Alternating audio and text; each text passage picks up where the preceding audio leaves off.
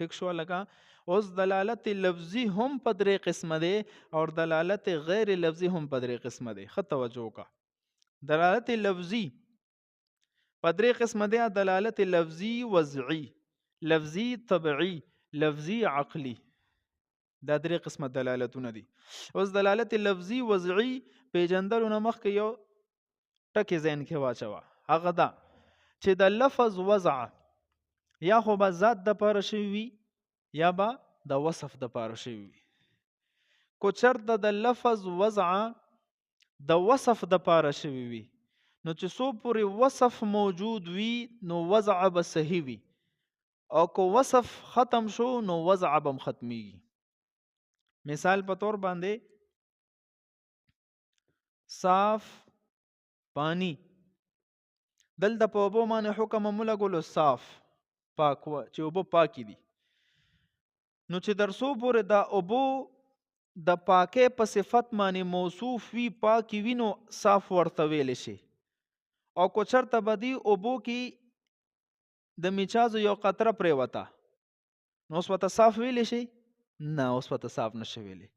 نو دلته دا صفت دا صاف هونه دام د یو یعنی وضع د لفظ هم د صفت د پاره کړي، دا پاکېدل یو صفت دی.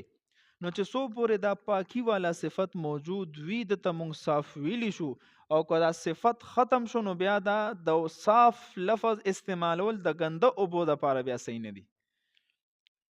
صحیح شو؟ دک شان کو چرته د لفظ وضع شوی د ذات د پاره، د لفظ وضع د ذات د پاره شوی، نو اوس صفت موجود کېدل یا عدم موجود کېدل اس دې لراړو اعتبار شته نه. به هر حال دغه لفظ به دغه ذات د پاره استعمالیږي.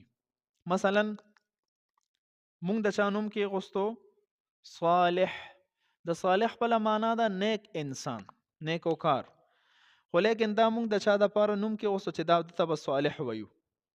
اوس په حقیقت کې دا انسان نیک دی او کو نیک نه دی، خو لیکن صالح ورته ویلی شي ځکه نوم دی. دلته دا صالح بدی بنیاد مونږ نه وایو چې آیا دکې نیکی شته نو صالح په ورته وایو، که نیکی پکې نه صالح په ورته نه وایو. نه، نوم هم وله کې غوستو. په هر حال کې اگر کو دا غټ ګناهګار ولې نه دی، به حیثیت نوم دته مونږ صالح ویلی شو. ولې دلته د لفظ وضع د ذات د پاره شوی ده. نو دلته صفت موجود کېدل یا عدم دا ضروری نه دی، کو به موجود وي او کو نه وي صالح ورته ویلی شي. دک شان دلالت لفظي وضعي غور وکړه.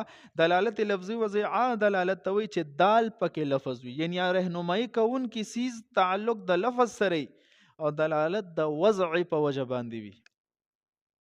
دی هغه مثال پیش کړي لکه لفظ زید، ما په خوله باندې ویل زید، نو لفظ دی کنه د انسان د خولې نه راووتو، نو دا د زید په هغه وجود 15 فوټه وجود باندې دلالت کوي کنه.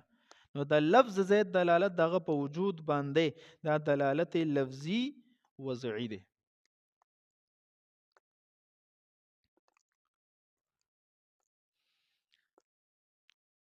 دغه رنګ ما ویل مولانا طارق جمیل صاحب، نو دا طارق جمیل لفظ چې ما ویل نو دا د طارق جمیل صاحب په وجود باندې دلالت کوي. دا دلالت لفظي وضعي دی، هغه د پاره د نوم ښودل شوی دی. دلالت لفظي وضعي. یو دلالت لفظي طبعي دی، دې ته وایي چې دال پکې لفظ وي، هغه رهنمایي کوونکی سیز د لفظ سره تعلق ساتي او دلالت د طبیعت په وجه وي، طبیعت د دغه خبرې تقاضا کوي. مثال په طور باندې انسان باندې غم راشي، تکلیف راشي، نو د غم او د تکلیف په حالت کې بلا اختیار د ده نه خولې نه چند الفاظ وځي، وه یا لفظ وځي، یا مونږ پښتانه وایو وی مورې، یا وایو یا الله خیر. د تکلیف په وجه باندې د ده د خولې نه یو لفظ وځي، نو دا لفظ چونکې دلالت لفظي ورته ځکه وایو چې د خولې نه دا لفظ رووتو، لفظ خو دی خو طبعي دی. ولې طبیعت دا وایي چې کله انسان ته تکلیف وي او د تکلیف په حالت کې د خولې نه کم لفظ روزي، هغه لفظ د په تکلیف دلالت کوي. لکه انسان وایي دا چلو کی، نو دا وایي دا د په درد باندې دلالت کوي چې دته څه تکلیف شته. ورسېدې. خو یاد ساته دا بلا اختیار د ژبې نه روزي ښه. دا وی لفظ د تکلیف د پاره وضع شوی نه دی ګورې.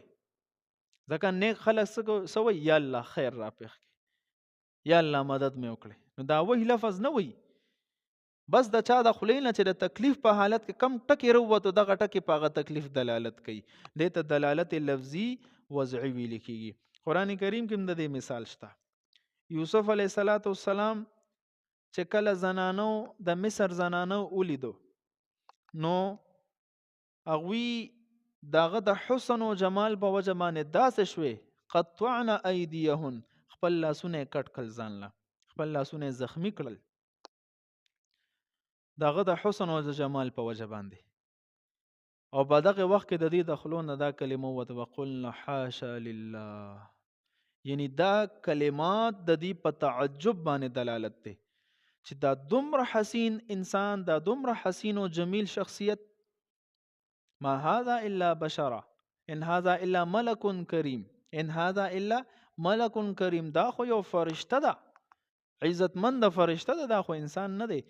نو دا کلمات دا زنانو د خلونه چې کوم روتل نو دا د دې په تعجب باندې دلیل دی.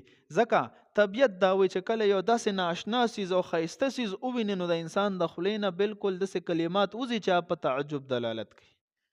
نو دا کلمات دلالت لفظي هم دي او طبعي هم دي. طبیعت دا وایي د تعجب په وخت کې د چند کلمات د خولې نه وځي.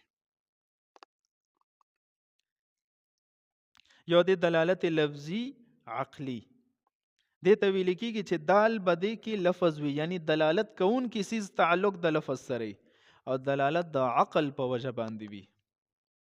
لکه مثال په تور باندې د دیوال نه اغاړه، اوس مونږ ته څه نه ښکاري خو لیکن د دې دیوال نه اغاړه د چا د خبرو آواز راځي چې مونږ واورېدل چې لکه څوک خبرې کوي. ځکه دا خو کېدی نشي چې څوک تی نه او خبرې آواز دی راشي. نو چې څنګه مون خبرې واورېدې نو دا خبرې دا آواز اوریدل د هغه لافظ لفظ ویونکي خبرې کوونکي په وجود باندې دلالت کوي چې څوک دلته موجود دی، څوک سړی انسان موجود دی چې بھئی دا خبرې کوي. نو دا لفظ دا دغه لافظ په وجود دلالت کوي. دا مونږ ته څه وویل؟ عقل وویل. دې ته یو مثال ووایم، لطیفه غونته ده.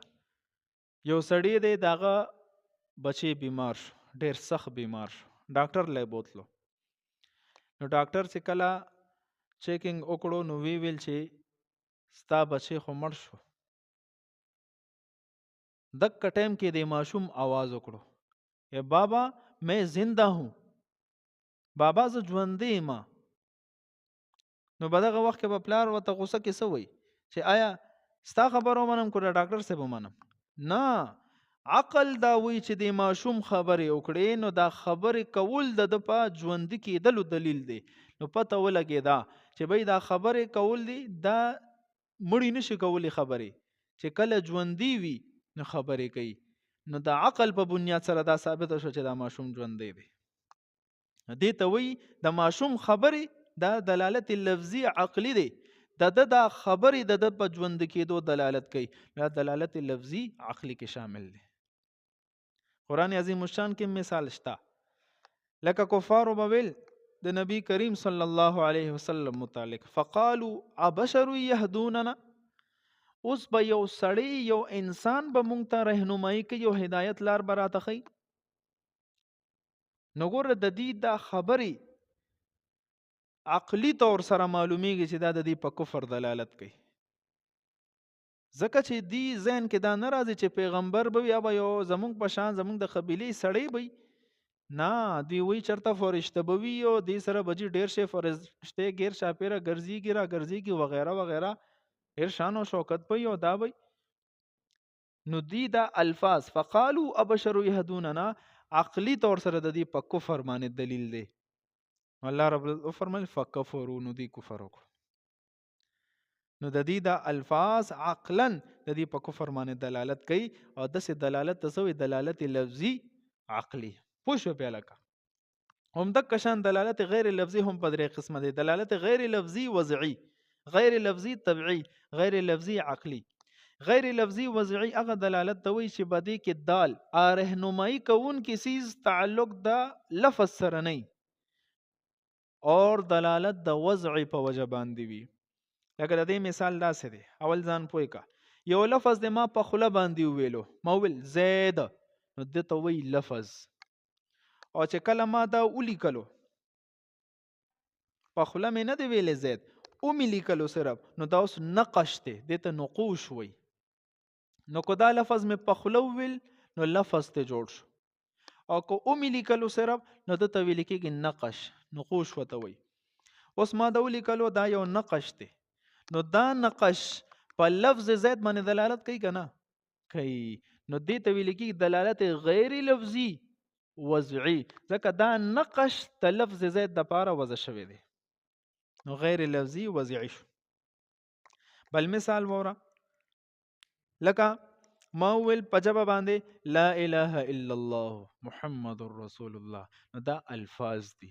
او کله چې دا کلمه زه دلته به دې بورډ ولیکم نو دا به بیا نقوش شي. نو دا لا اله الا الله محمد رسول الله ما په خوله باندې ویل، نو دا الفاظ په خپل معنی باندې دلالت لفظي وضعي دي. او چې کله په بورډ باندې ولیکم نقوش ته جوړ کما، نو دا نقوش په خپل الفاظو باندې دلالت غیر لفظي وضعي دي. پوه شوې په لکه. بل مثال لته هم چې سمجھ کې دی راشي.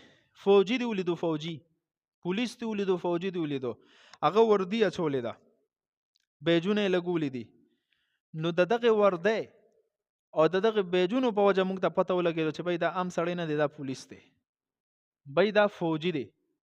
نو دا موږ ته شا ویله، خو په خپله نه دی ویلې، بلکې موږ د دې وردی نه معلومه کا چې داسې وردی د پولیس وي، د پولیس د پاره داسې وردی وضع شوې ده، د فوجي د پاره داسې وردی وضع شوې ده. نو د پولیس وردی او دغه بیجونه دا په خپل عهده باندې چې بای دا په پولیس عهده باندې دی او دا بای په فوجیانو کې په یو عهده باندې دی، نو دا په هغې باندې دلالت غیر لفظي وضعي دی. سمجھ تراله خبره.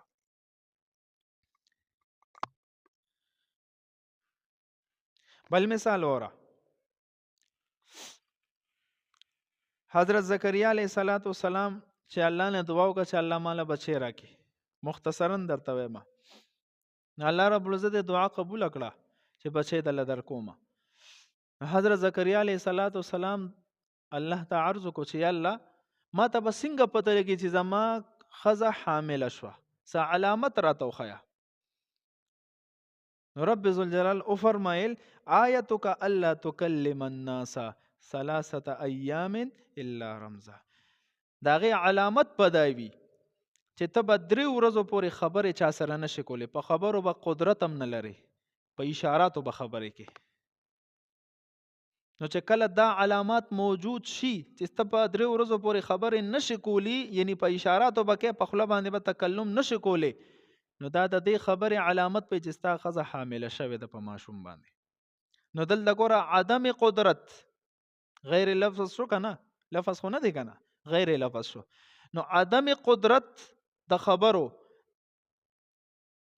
دا دلالت کوي چې ښځه حامله شوې ده، ورسېدې، نو دا دلالت غیر لفظي وضعي دی. نو د حمل دپاره رب ذوالجلال دا علامت وضع کو چې ته به خبرې نشي کولی 3 ورځې، صرف په اشاراتو به وي. سمجھ ته راله لکه. یو دی دلالت غیر لفظي طبعي. غیر لفظي طبعي دی ته وایي چې دال بدې کې لفظ نه، یعنی رهنمایي کوونکي څیز تعلق د لفظ سره نه او دلالت د طبیعت په وجه باندې وي. مثال په طور لکه اس دی، نو دا مناطق وی کله چې دا اس هغه خپل چغې وی کنه هنهنانه چې وته وی، نو وی دا بدی صورت کې دا معلومیږي چې وی دا غیا غواړي او بغواړي، غیا غواړي او بغواړي، د دې نه بغیر دا چغې نه وی. دا چې کله دا چغې شروع کی د دې مطلب دی چې وی دا اوس خوراک غواړي او کې شوی ده، نو دا دلالت غیر لفظي دا غي دا هنهنانه دا کمی چغه چې وی دا لفظ نه دی، ولې د انسان د خولې نه خدا لفظ نه دی راوته، لفظ خو هغه ته وی ما يتلفظ به الانسان، انسان د خولې نه روزي. نو دا غي دا اس د خولې نه چې کم دا الفاظ رو دا چغې روته، نو دا غیر لفظي شو. خو طبعي ولې دی ځکه چې طبیعت دا وی د اس طبیعت نه دا معلومیږي چې دا اوس اوږې شوی دی خوراک غواړي اوبه غواړي. صحیح شو. نو دا دلالت غیر لفظي دی. دک شان علما وسره نورو مثالونه هم لیکلي دي لکه دا پیشو دا چې کله میو میو کوي مسلسل لګي دا پی غواړي وي. نو د دې دا میو میو لفظ نه دی ځکه د انسان د خولې نه خو نه دی راوته کنه دلالت غیر لفظي دی او طبيعي ولې د طبيعت دا وي چې کله دا پیشو وګي شي دا میو میو کوي. د کشان سپی چې کله اجنبي یو نوې سړی وګوري مسافر وګوري چې علاقې ته رانه نو سپی چغې شروع کی غب غب شروع کی نو دا غب غب کېدل دا غیر لفظ دی ځکه د انسان د خولې نه خو نه دی راوته خو طبیعت دا وی چې دا هغه ټایم کې دا چغې وي چې کله یو نوې سړی علاقې ته انټر شي راشي نو د اجنبي راتلل دا مدلول شو او دال څه شو دا هغه چغې وال د سپي هغه چغې وال. خو یاد ساته د پیشو دا میو میو کول یا د سپي دا غب غب کول دا د پیشو په وجود او د سپي په وجود باندې دلالت غیر لفظي عقلی دی. خو لیکن د دې پیشو میو میو کول دا د دې خبرې دلیل چې ته واخله چې دا اوږې شوی د پی غواړي نو دا دلالت غیر لفظي طبیعي کې بیا راځي. پوه شو په کنه لکه بل حدیث مبارک کې راځي ځان پوي کا السيب احق بنفسها من وليها والبكر تستأمر واذنها سكوتها. مسلم شریف روایت ده. یو سیبه خزی یو باکره خزی. باکره هغه جنې چې واده نه شوي جنې وی پیغلوي او سیبه هغه چې یو پیره واده شوي بیا طلاق شوي یا ته خاوند وفات شوي هغه نه پس بیا واده کوي ته بیا سیبه وي. نو سیبه خزا نو دا په نکاح په صورت کې په خپل اختیار سره دا نکاح کول شي دا زیاته حقدار ده په خپل نفس باندې د خپل ولی او سرپرست نه زیاته حقدار ده چې ولی وي د سره به نکاح کې او دا وي زب فلانی سره نکاح کوم نو د ته حق حاصل لې بالکل کول شي. او باکره جنې چې کومه ده باکره نو د باکره چې کله بالغ شي نو کو په خپل اختیار چا سره نکاح کوي نو کول شي او بهتره سره چې د خپل ولی په اجازه باندې وکي. دا یو مسله شو. اوس دلته وګوره دا باکره چې کله خو ایجاب کوي ایجاب چې وته استافلانه سړی قبول دی نو دا ډیره زیاته شرمېږي نو دا په خپل باندې لفظ نشي ویلې خاموش پاتې شي معمولی غونډه مسکراهټ راشي خاموش پاتې شي نو د دې د خاموشي دا د دې اجازه ګڼل کیږي. نو دا خاموشي غیر لفظ شو کنه خو دا خاموشي پس دلالت کوي په اجازت باندې نو دلالت غیر لفظي طبيعي طبيعت دا وی چې دا بده معنی راضي د ځکه خاموش شو ګوره خاندي مسره پوه شو.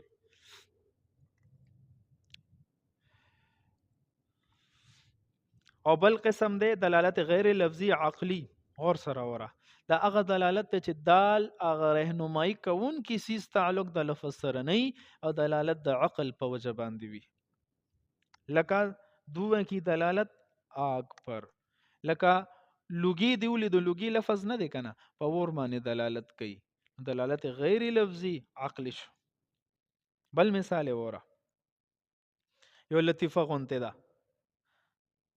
مولا نصر الدین له یو دوست رالو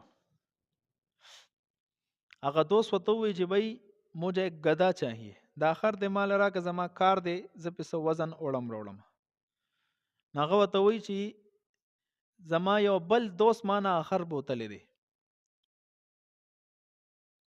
بده کې هغه خر په تیز आवाज باندې د بهر نه چغه کړه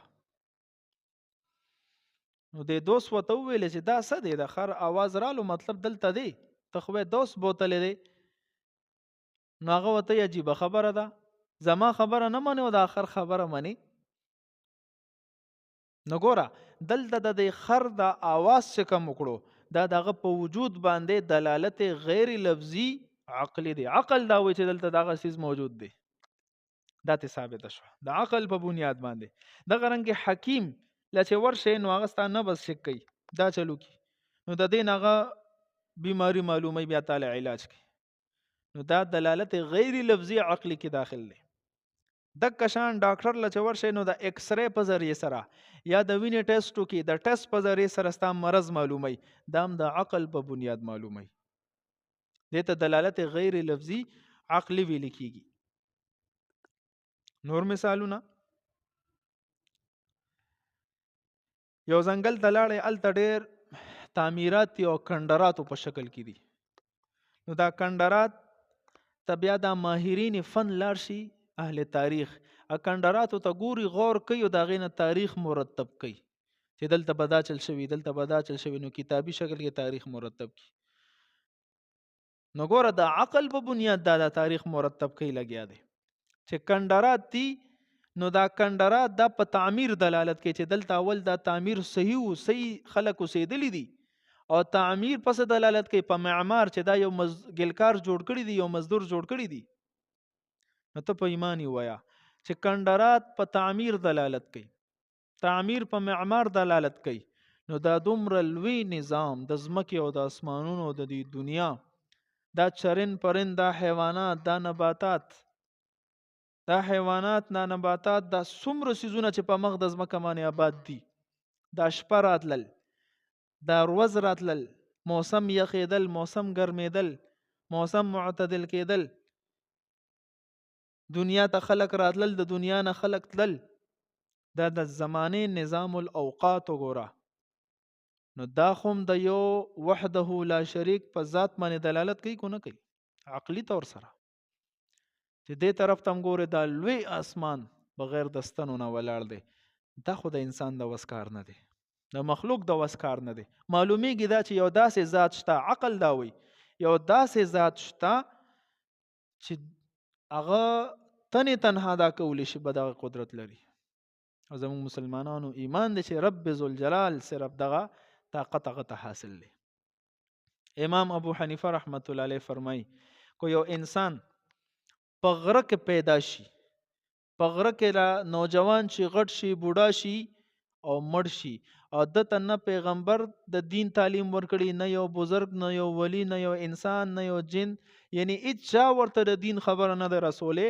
په غره کې پیدا شوی دی او په غره کې نوجوان شو، بوډا شو او مړ شو، نو الله رب العزت په دنه هم د ایمان متعلق تپوس کوي، تا ایمان ولې نه دی راوړی؟ سوال دا راځي چې دته خو د ایمان دعوت چا نه دی ورکړی، دا خبر دی چې ایمان څه شی دی. امام ابو حنیفه رحمت الله علیه فرمایي چې نه، دل الله عقل ورکړو، د عقل په ذریعه سره دا معلومول شوه، دومره قدرې معلومول شه چې دا دومره لوی اسمان څنګه چا پیدا کړی دی، دا زه د کم ځای نه رالم، زه چا پیدا کړم، دا دومره لوی غرونه، دا سمندرونه، دا چرن پرن، دې ته دا رزق څوک ورکوي؟ د عقل په بنیاد معلومیږي چې بھئی دا د انسان د وس کار نه دی، دا د مخلوق د وس کار نه دی. نو د عقل په ذریعه ته دومره معلومول شي چې داسې یو ذات شته چې دا ټول نظام چلی. وګوره توحید عقیده د عقل په بنیاد ثابت شو. ابراهیم علیه السلام نور ته وکتل، سپوږمۍ ته وکتل، ستورو ته وکتل، نو په هغې کې تغیرات یې چې ولیدل، نور به راوخته بیا به ښکته شو، یاره دا خو رب نشي کېدی، ځکه رب باندې زوال نه راځي. سپوږمۍ، ستوري، دا ټول هر څه یې وکتل چې کله په هغې کې تغیرات رالل، ښکته کېدل، بیا راختل، رڼا تیزول کمول، چې دا تغیرات یې وکتل، نو د عقلی یعنی د عقل په بنیاد سره فیصله وکړه چې دا سیزونه چې کم دي دا د عبادت لایق نه دي، ځکه رب باندې زوال راتلی نشي. ګوره د عقل په بنیاد سره هم توحید ثابت دی. ها هلکه پوه شوی پې؟ صحیح شو ده.